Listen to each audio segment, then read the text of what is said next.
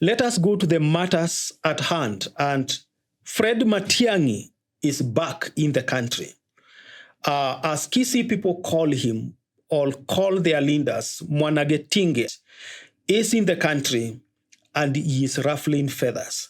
And just like many Kenyans have heard about him, Kenyans are excited. They want to make him president. And it is supposed that the former president, Uhuru Kenyatta, together with his party, the Jubilee Party, they are keen to back his presidency. And I am here to discuss that matter and try to analyze what is it that Matiang'i is bringing on board as the presidential candidate.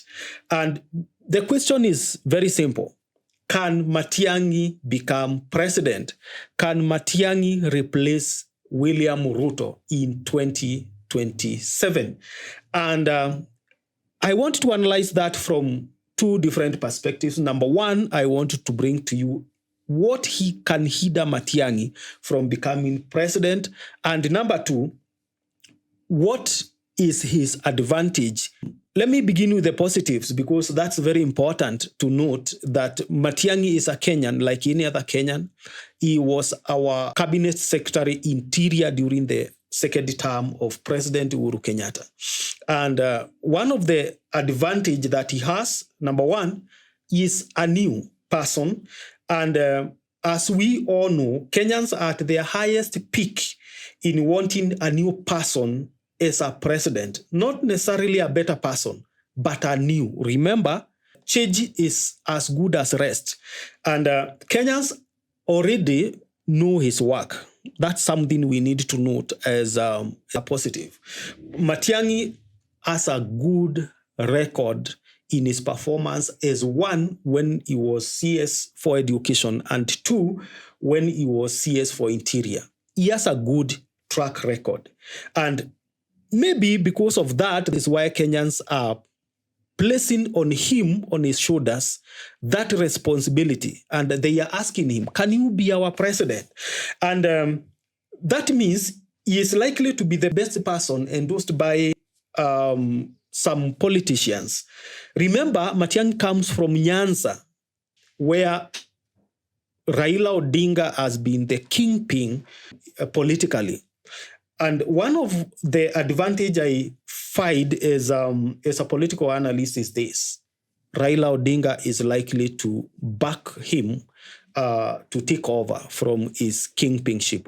Of course, this is debatable. It depends with the community that he comes from. He comes from a Kisii community, which is not very big in Nyanza. Actually, they constitute only 2 counties in Nyanza region.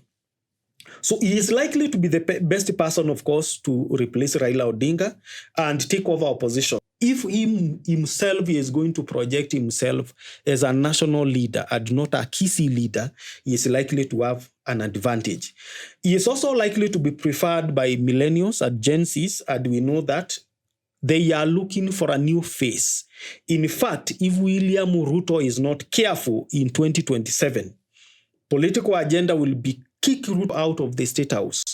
And this way, Kenyans will not worry about a manifesto or agenda of a presidential candidate.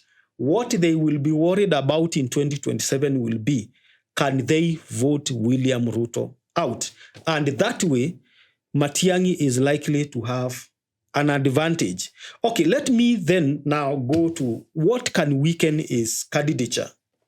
Fred Matiang'i, I don't want to say he has come to the political scene early. I like the fact that he has not spoken openly about his candidature, but he said when he landed in Kenya that he is going to make his statement later. We also saw some politicians from Kisii making such statements as Matiang'i is going to be a presidential candidate. He has been endorsed supposedly by Uhuru Kenyatta, and so forth, and so forth.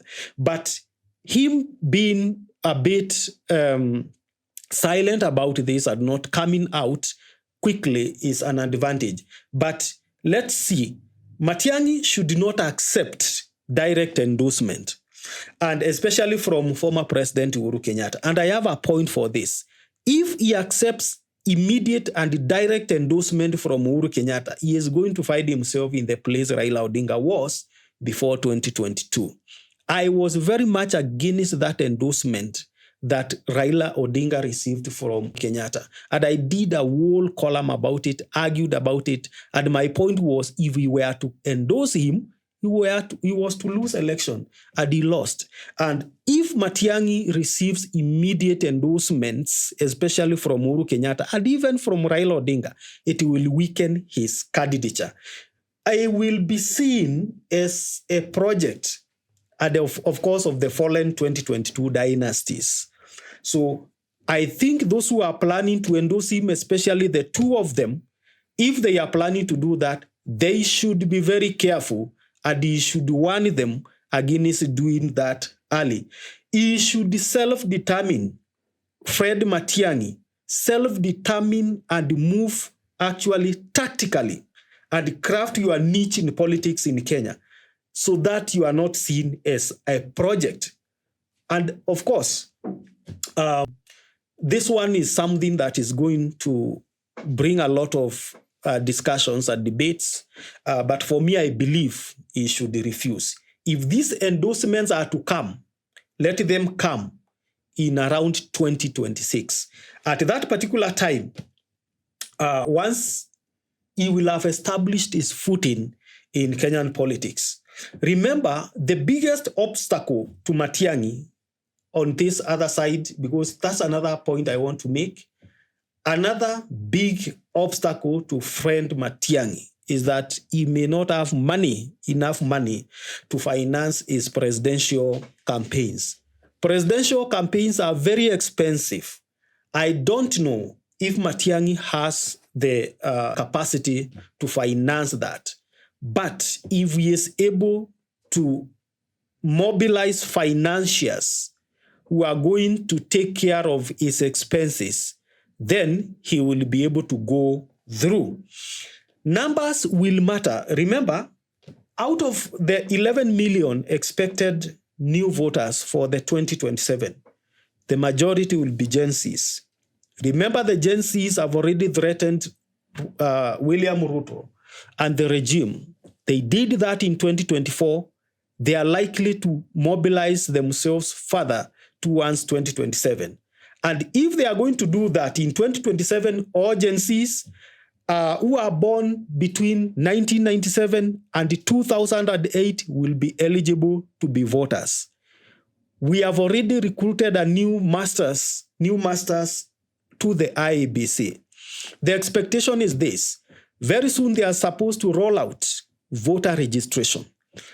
In that voter registration, it is projected 10 million, between 10 and 12 million new voters are going to be registered. And those new voters will be purely Gen Zs. If now they team up with what we call the millennials, they will form a critical part of voters in 2027. With the current situation in this country, all this pool of voters are likely to vote against William Ruto. They will be looking for an alternative person. And that is why Ruto should be very careful. Another thing is this, millennials. All millennials now are voters. But millennials are a very interesting generation. Hawa ni wale we call watoto wa Nyayo. They were brought up in the era of President Moi. They have never had a footing in politics. What they do, they follow. So millennials have no political leaders. In 2027, they will follow Gen Zs.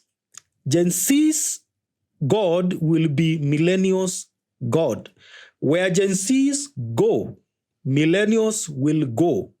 Where Gen Zs will be buried, millennials will be buried. And that is why any politician who wants to succeed in 2027, they must capture the Gen Zs. Because with the Gen Zs, other generations, including the millennials in bulk, they will follow. And this is the part in short. Fred Matiangi, if you want to be president, capture the Gen Zs, have the money, and also work tactically. Avoid direct and immediate endorsements, especially from old generals in politics. And this includes Kenyatta. It includes Raila Odinga. Let them do that later, once you have established your footing in Kenyan politics. So the question is, can Matiang'i become president? Yes, Matiang'i has a potential to become president. Can Matiang'i remove William Ruto?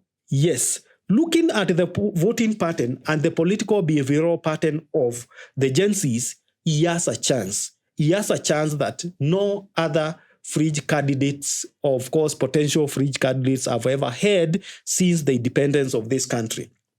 Matiang'i can be a pop presidential candidate. What is a pop presidential candidate? Because if he is going to come out as an alternative and these two generations decide to make him president, they can decide to make him president and he can become president. So he is likely to be a pop presidential candidate in 2027 if he decides to run, number one, and if he moves tactically. And I think that is my analysis, that's my opinion, and I know we need to wait to see whether this son of the Gusii lad is going to win against William Samoei Ruto come 2027.